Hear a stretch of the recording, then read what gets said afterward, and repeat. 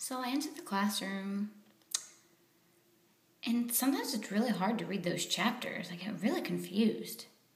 A long time ago, I was reading this sentence and it had the word cute or sugar, and I was like, what? I struggled with it. I really had English tendencies, and when I read it, I just had to read it very, very slow, and sometimes it would take me like 2 or 3 hours to just read. It didn't make sense.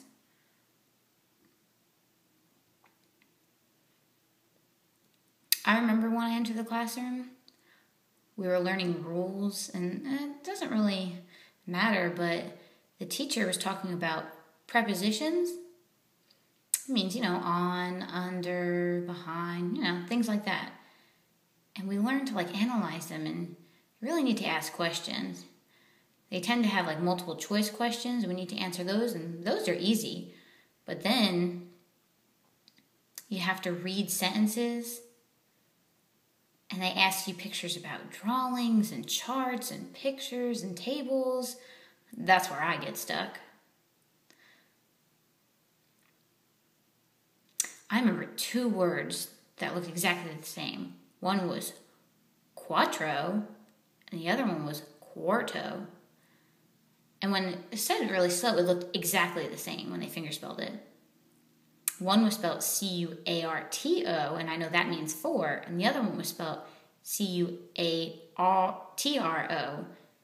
and that meant to close. They looked exactly the same when they were fingerspelled. See, now like a hearing student, they can be like, what? It sounds different, but for me, it's a little difficult.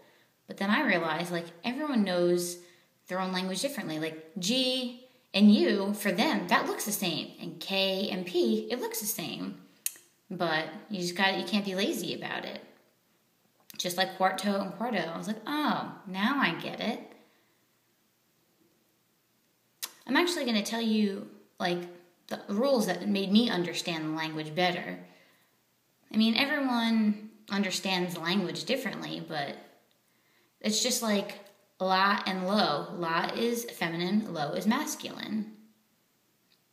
For example, lo siento means I'm sorry. But it doesn't matter if it's male or female.